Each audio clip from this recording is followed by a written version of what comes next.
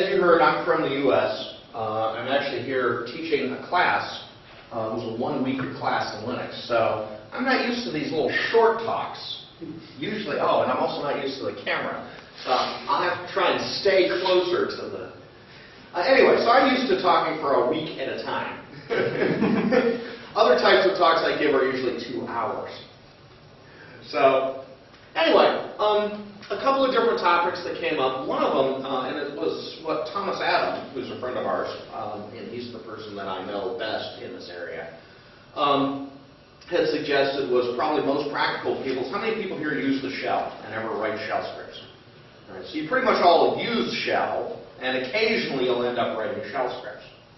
So sometimes I have the misfortune of having to interview people for prospective jobs as advanced systems administrators or advanced Unix or Linux users, help desk personnel, sometimes programmers, but usually it's more of a sysadmin or IT-related function.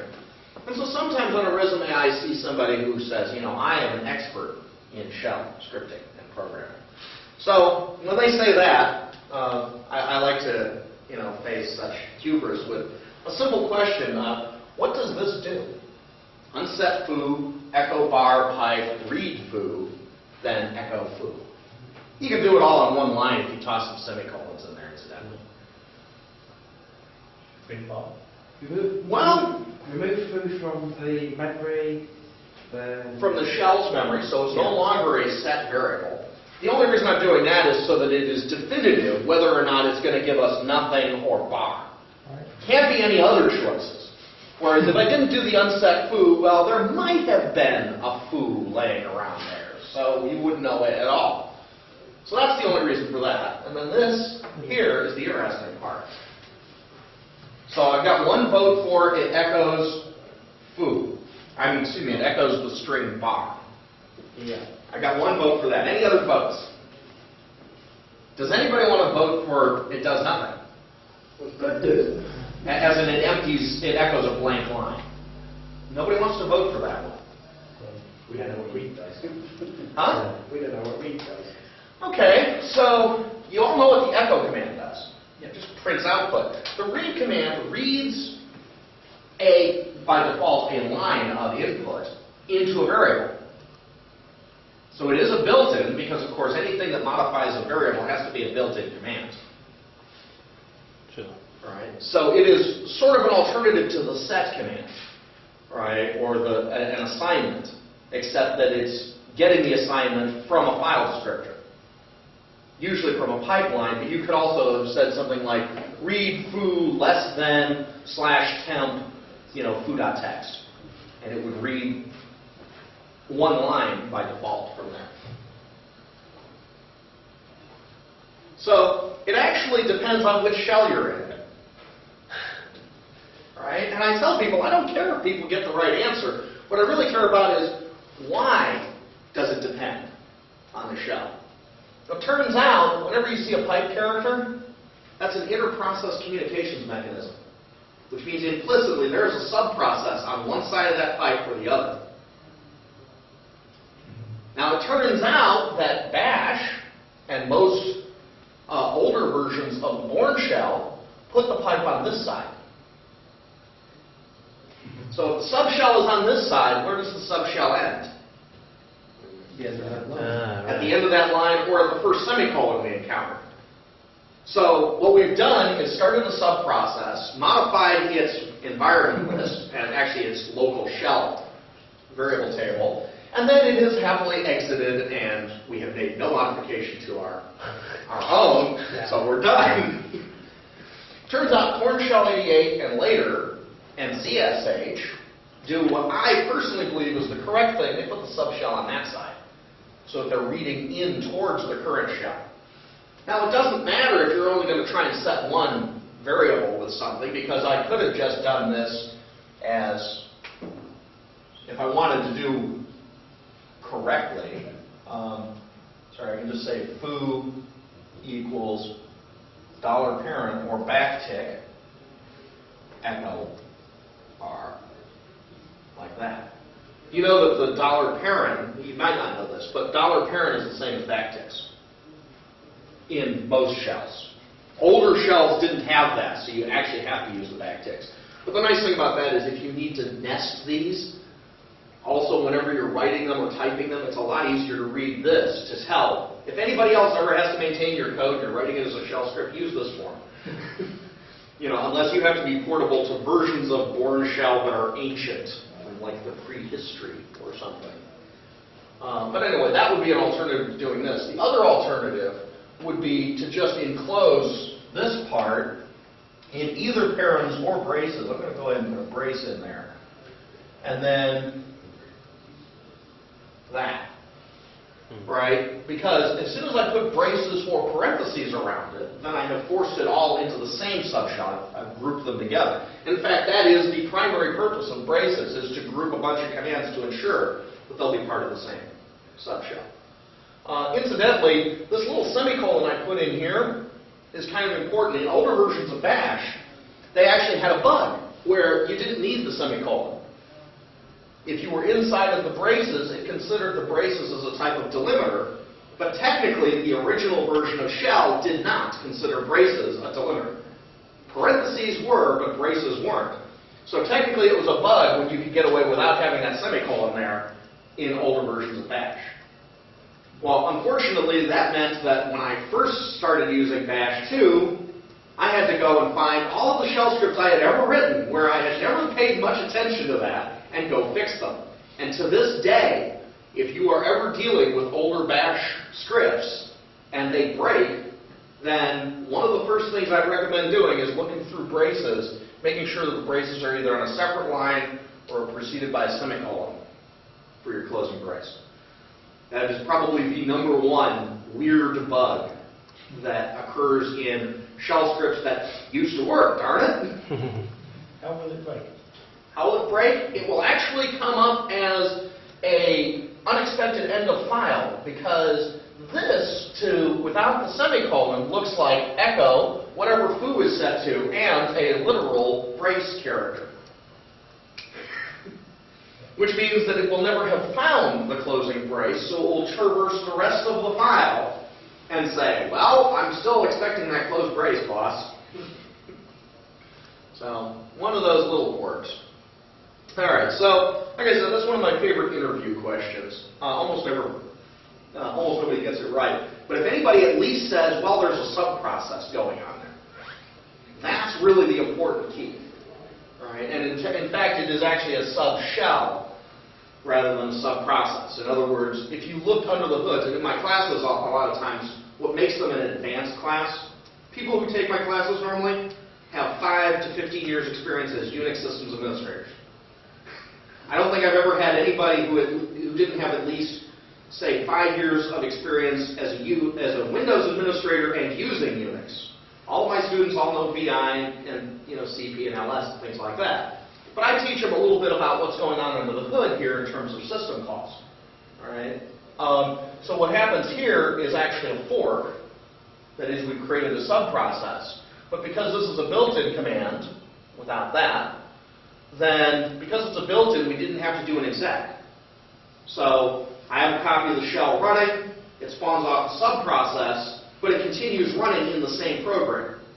It just jumps to a different function inside there. Whereas if I did something on this side like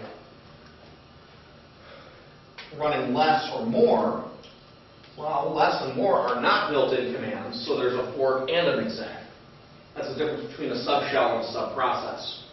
A subshell is a subprocess which did not have to do an exec either. Just a little thing. Would it have worked if you had exported? No. And the reason for that has to do with this. Notice it doesn't matter whether this is actually a shell variable or an environment variable.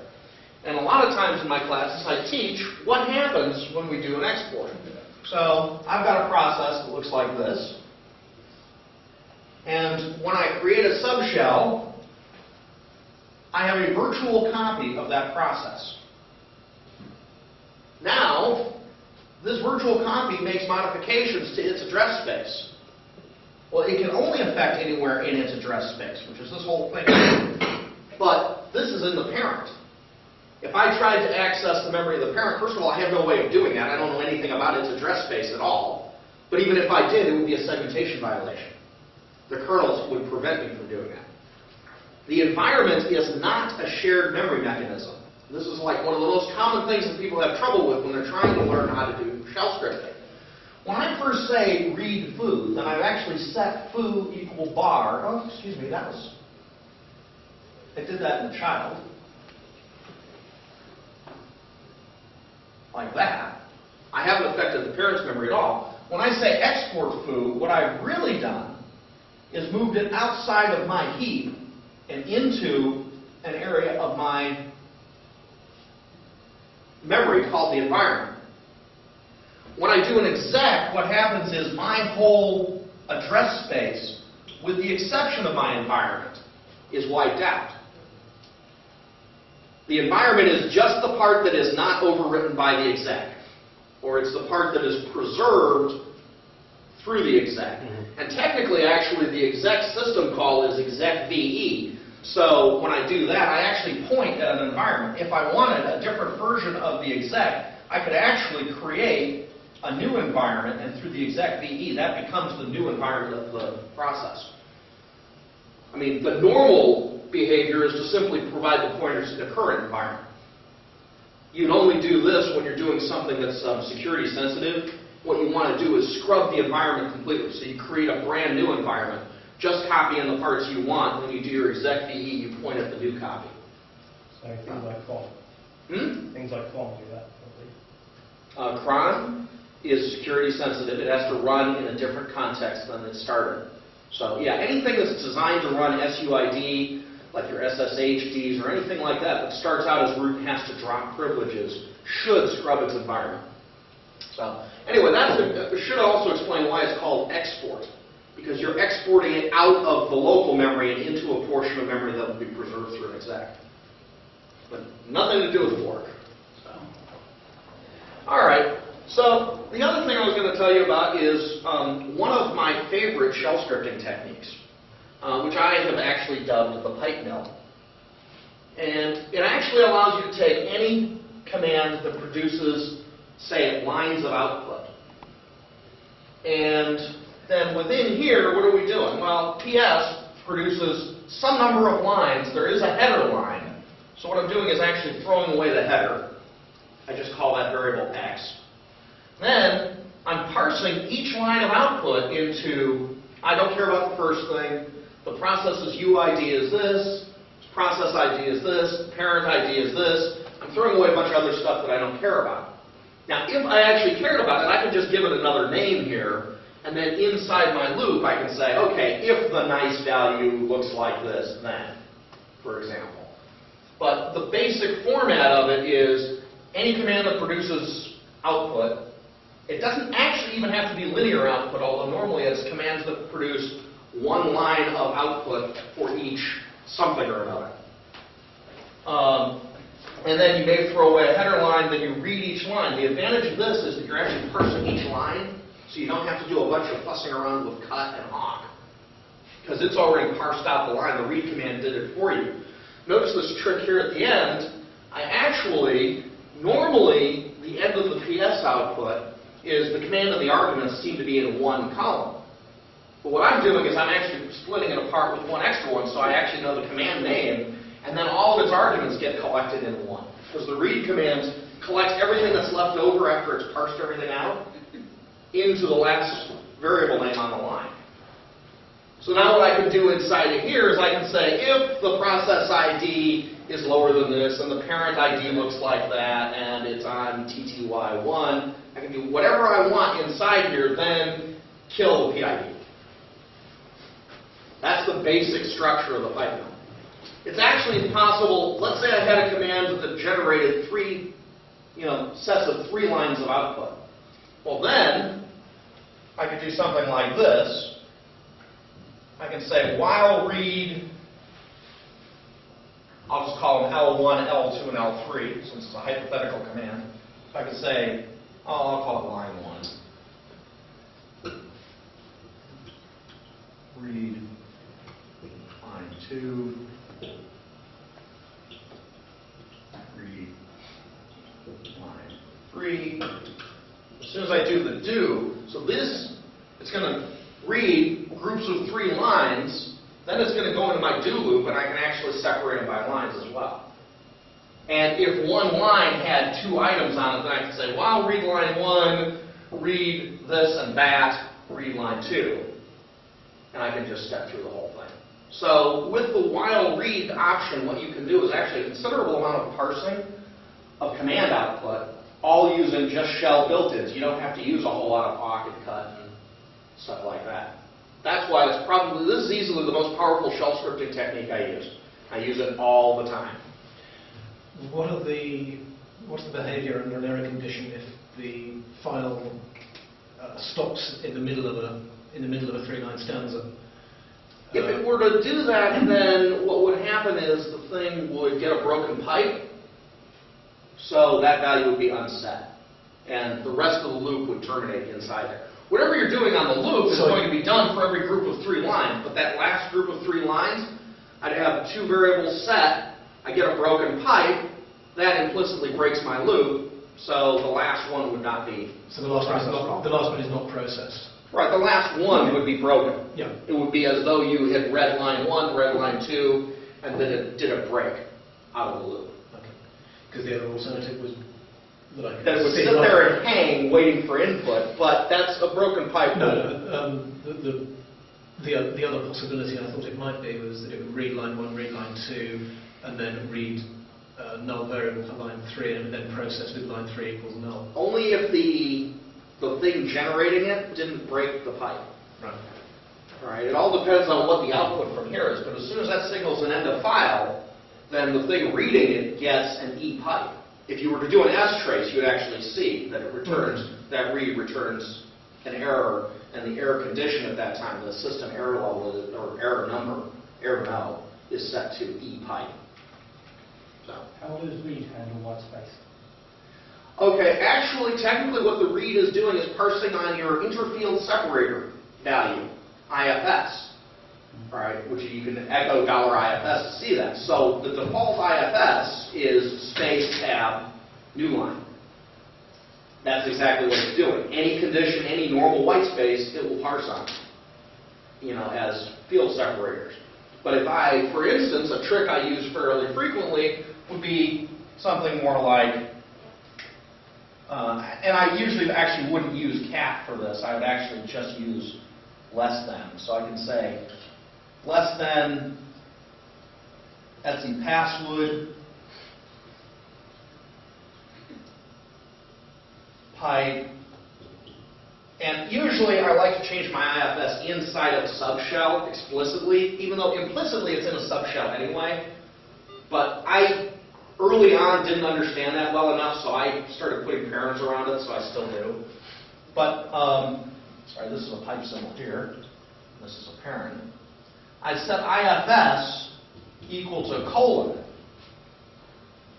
and then do the while read. And that way I'm parsing out my password file into name, password hash, which of course is just X, UID, primary GID, etc.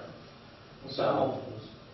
What about multiple separated together? Well, then it basically they're ORed together. So if you had a file that had commas and colons in it, then you just set IFS equal to comma and colon. Meaning more like 3 spaces. Well, in that case, basically, groups of multiple IFS values will all be scrunched into nothing. Actually, it'll be normally turned into the first IFS. If you had space, comma, colon, then any sequences of spaces, commas, and colons would all be munched into a single space by the parsing. So you can't always get away with from cut and off, but for the simplest cases, you can. Right? This trick is useful for simple cases, and then as soon as you get beyond those, you either start diving into awk. And as soon as you find that you are having to pass a lot of information into awk and then back out of it in any complexity, you either have to turn the whole script into awk or go to Perl or even Python. But for simple shell scripting type things, Python is not the best choice. for one-liners and for a lot of sysadmin tasks, Perl is a better choice if you've gone beyond the PowerShell. Just depends on what you need to do. So that's the pipe build. Now there's another trick that I'm going to show you as well. You know about $1, $2, and all that? How many people here have ever seen double quote, $@? A few people. This expands to the entire list of your arguments, $1, $2, etc., however many there are. But it's magic. Because the old form of this, with no quotes, was $*. But what happens when I use $* is it's reparsed. So if my first argument was 1 space 2, that was quoted in the original, then after this, it's actually going to appear as $1 and $2. It reparsed. If I do this, double quote, $*, then it expands into the whole list, but as a single argument. The magic of $@ here, when it's quoted like this, is that it expands into the entire list and preserves the argument count. So it's as though you preserved the quoting. All right? So you'll see this a lot in shell scripts. If I need to, for example, do some stuff, set some environment variables, and then execute, what's called a wrapper script. I'm trying to execute some program after I've changed to the correct directory and done some other stuff. Whatever arguments were passed to my script, I want to pass unchanged to whatever it is the target of my wrapper, the executable. So I always want to use $@ in that situation. But what if I want to be able to use my positional parameter list as a little bit of a stack? So here's an old shell scripting trick. If I just say set $foo, well, if I'm lucky, whatever foo expands to doesn't have any dashes in it. But if I want to be safe, what I actually use is set --. Right? Because the set command in shell actually has 3 completely unrelated functions. If you just type set and hit enter, it produces a list of all your environment variables and shell variables. Just spits them out. If you do set -o, then you're setting options. So set -o-vi changes you from Emacs line editing mode to VI line editing mode. Totally separate function. If I say set and have anything that does not look like a dash, but anything else on the line, then it is setting my positional parameters. You can actually do this from an interactive shell. Right now, you're in an interactive shell. You can say echo $@, and it'll probably have nothing, or just a dash or something. Nothing. Nothing. Okay, now say set space 1, 2, 3. And if you do the $@ again, it'll show you 1, 2, 3. Yeah. So, if I say set --, and then this, then it's guaranteed to reset my positional parameters with whatever the value of foo was.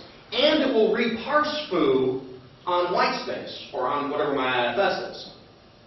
So this could be a handy way to take a variable that I already have in hand and say, toss it up here so that I can get at the parts of it quickly, with using $1, $2, $3.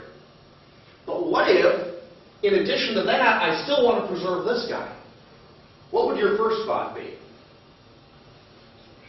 Set something to... Yeah, I might say, save args, I'll just call it saved here, equal that.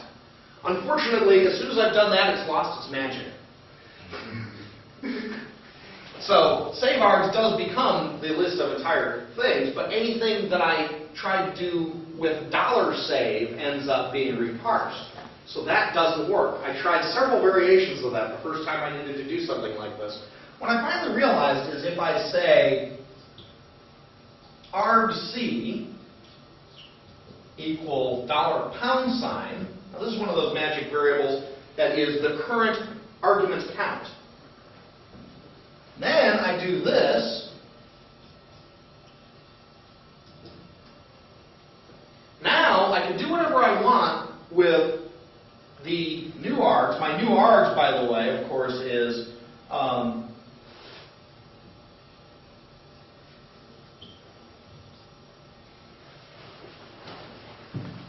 Equals a double parent here, or you could use expert, anything that does arithmetic. In Bash, $double parent means I'm about to do an arithmetic expression.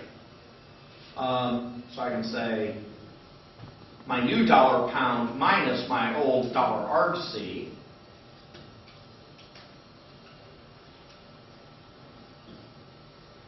So this is the number of new arguments that were introduced as a result of the expansion of $foo. Now I can do whatever I want with those, and when I'm done, I can just shift them back out of the way and I have my original command line argument. All right. So the second tip that I'm showing you is using your command line as a scratch space. It can be used as a stack or a LIFO, all right, because you can push things onto it and then shift them off one at a time, for example. Things like that. So that's the trick right there. All right. One other trick I'll show you, and this will be my last shell scripting trick for you. How many people here have ever written a shell script where you had to fuss with some output, and you ended up saving it to a temp file, then you had to do some other stuff with it, and of course, as soon as you do that, you're in the middle of writing the script, and you're thinking to yourself, okay, what if somebody hits Control-C on my script? Now I have this temp file that I have to fuss with. All right? The proper way to do this, of course, is to create a trap. So if I say trap 0, trap rm, my temp file 0, that means no matter how this shell exits, go ahead and run the command. rm-fr, my temp dir, whatever it is. But another trick is you can actually do something like this. So I can say something like temp out equals $parent, grep whatever. This actually now becomes sort of a virtual temp file. It's saved up to, on a typical Linux box, you can get away with a couple of 100K, even up to about a meg or so. Right, of temporary output. And as long as you're very careful about how you quote all your references to $at, you can say echo double quote $at, whatever temp out pipe grep to something else. So you can do multiple stages and treat this like it was a temp file as long as you quote it correctly every time. That way it doesn't matter what happens to your shell, you don't have a clean, a temp variable to clean up after. I mean a temp file. So, one of my other tricks, actually in one of the old issues of Linux Gazette, one of the earliest things I ever wrote for them was a little thing that would monitor your disk usage. You'd run it as a cron job and it would tell you if any of your file systems were over, it was like 95% full. Right? Well, I used that technique in there, where I was parsing, like the df output, I was parsing through multiple layers of grep to get all the options. So I was filtering out everything that was mounted read-only, filtering out everything that was not a normal file system. Then I was parsing it to find out what the percentages were, and then complaining about any of them were, and it was all going into an email at the end. How does that deal with very memory-limited situations? Well, again, it's pretty rare for you not to have at least a couple of meg free. Yeah, I'm just saying, and even for this, as long as you had a couple of meg of swap free, even, then you'd be fine. Because if this hit your swap space, so what? A little bit of memory was swapped. At the end of the shell script, it just gets cleaned up anyway. I'm thinking more in terms of like using microcontroller Linux, where everything's limited. Is that just going to trash your heap? I would say that the trade-offs are, certainly just try it. That's the real answer, is just go ahead and try it. But this is going to end up impacting, at worst, it'll impact your swap space. Now, I will tell you that one of the first times I was playing with this, I decided I made the ill-advised attempt to capture an entire find slash output on a relatively small laptop. Yeah. That did thrash the machine to death. It was an older version of Linux, and I eventually just had to power cycle the machine because it was trying. It was going to die trying. Right? The poor laptop started to heat. I was worried it was going to start glowing. Right?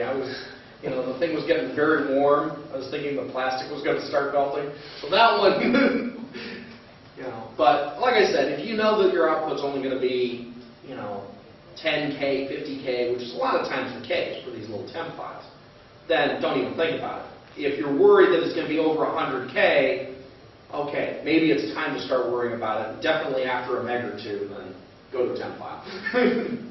Incidentally, the easiest way to do temp files, if you're going to do it right, especially if you're worried at all about security, what I like to do is make dir.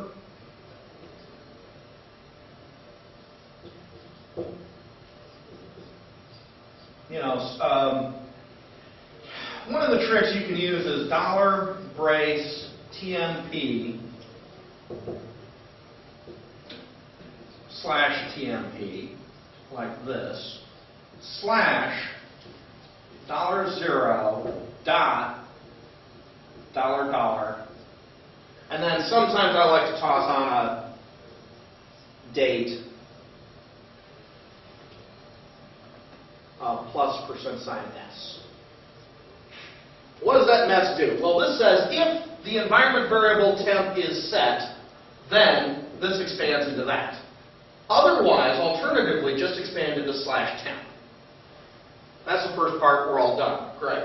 So we're handling the case where somebody has explicitly said, I want temp files to go into this thing. Otherwise, use the /temp. Here is the name of my script. All right. Now, you might actually have to use base name on this one. Forgot that part. So that's $open parent base name $0. That's because $0 under a lot of shells ends up expanding to the entire path to your shell. So using that. $$ is the current process ID. And then the $date is the date represented, +% means in seconds since 1970. Right? So this is just basically comes up to $, dot, and then this thing comes up to a bunch of numbers that should be unique at any given moment on a machine. So your chances of not doing this. So if you do this, and then at the end of the whole thing, you do the pipe, and you can put in an exit, an error message if you want. If you do that, then you have to use braces, of course. So pipe means if that did not succeed. So brace, echo, error, and of course greater than &2. So echo prints to standard output. We want to redirect it as an error message, so we're redirecting that to, we're duplicating the output descriptor from echo to our standard error. And then we say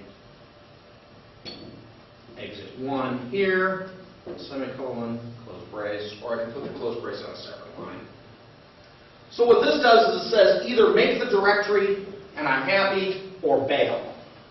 And the nice thing is about using makedir for that is it's an atomic operation. It either always succeeded all the way or it didn't do anything at all. Unfortunately, when you're trying to use temp files, race conditions are a big problem. So by doing it this way, you're guaranteed not to have any race condition. You will either have a directory after this line or you will have exited. So, and then of course I do my trap, rm-fr and trap. And this whole thing here I actually set on an environment variable before this, so that I could use exactly the same environment variable in my trap statement. Is makedir still atomic if you do maximize P?